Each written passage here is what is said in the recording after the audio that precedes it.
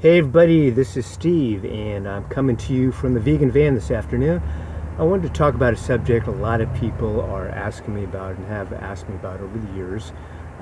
If you are new to my channel, I'm a 65-year-old personal trainer, currently traveling the country in a 20-foot camper van. It's called a Road Trek, and it's just under 20 feet long. It comes complete with a generator, a shower, a toilet, a 2-burner stove, a refrigerator, a freezer, a bed, a couple air conditioners, a wall heater, and having a lot of fun. Like I said, my wife and I have been on the road now for almost 6 years. We've been across the country a couple times and up and down the California coast half a dozen times. And so I've learned where to, pick a spot for the night.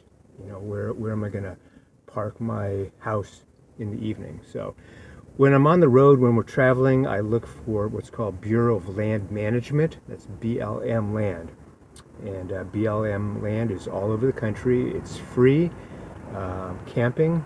You just cruise on in, you find a spot, and you're there. I think the limits, they want you to move along after 3 weeks. The only thing about the BLM land is there's no water and no power, so you have to bring your own water in, you have to bring your own power in, you have to have your own bathroom facilities, recommended, but it's free and it's remote. It's one of my favorite types of camping, simply because I can pick a remote location and just hang out for up to a week, and not need to go for supplies, not need to go for food or anything. I just crank up the generator, charge the computers, and it's kind of fun. The other thing I do when we're on the road, when we're traveling a lot, is we'll stay in campgrounds. There's state campgrounds, there's federal campgrounds, and prices throughout the country, and especially throughout California, really vary widely. I've paid anywhere from $20 a night up to $65 a night for a campground space. When you do pull into a campground space, you can stock up on their water. You can use their facilities to dump your septic tanks. I have a toilet here, so I have a septic tank that needs to be dumped out every 2 weeks, 3 weeks or so. So you can dump the septic, you can fill up with water, and you can plug your electrical grid into their power. So I have power from the campground. I don't have to use the generator. So campgrounds are fun, and I've met a lot of really great people there. The primary place that I park is, on the city streets. I look for places right near the beach if I can. I look for places in the mountains with views, and I look for places generally where there are a lot of people. Like apartment building situations are great, because if you're on the street with a bunch of other cars, you just kind of blend in.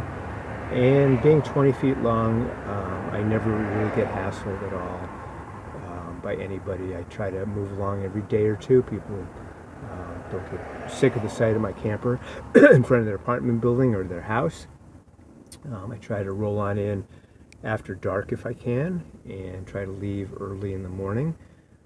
Those are just basic tips about being a good neighbor. But in general, it's just not a problem finding a place to park. I've been hanging around the LA area now for a bit, and there's a ton of people living in their campers, living in their vans, living in their cars. And so you pretty much have to be aware that not everybody's going to be as conscientious as you about, or as me about, moving along and being quiet and being clean. So to the extent that anybody's going to look down on you, it's because of what someone else may have done. So I always try to meet the neighbors, let them know I'm not a threat. I sleep like a baby, even on the city streets. I look for trees to park under. I try to shield myself as much as possible from telephone lines and from cell phone lines. I turn off all my computers and phones at night, and not getting that electromagnetic frequency radiation during the nighttime. So I do sleep like a baby wherever I am.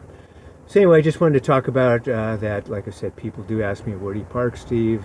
How do you do it? Do you get hassled? And the answer is, it's really pretty easy. Just be aware, just be alert. To me, where I park at night and where I wake up in the morning is kind of one of the great joys and freedoms about this lifestyle, because if I don't like an area, if I don't like a view, if I don't like a particular neighbor, I just move along. So that's it for now. Let me know if you're a van lifer. Are you thinking about doing some traveling? What questions or concerns you may have had, what experiences you may have had. I wanted to mention real quick before I forget, one of the best camping situations I have ever had, and I go back to it repeatedly. It's on the central coast of California. There's the town of Pismo Beach. And it's kind of like how I picture California must have been in the 50s, just an old-fashioned beach town. But what I like about it is for $10 a night, there's 20 miles of pristine beachfront that you can drive your camper on, you can drive your car onto, you can drive your van, you can walk, you can ride your bicycle. 20 miles of beachfront for $10 a night. You can camp out, you can park right at the water's edge, and it's an experience. So I recommend that Pismo Beach campground if you get a chance. That's it for now. Thanks for watching, and I'll catch you guys in the next video. This is Steve, over and out.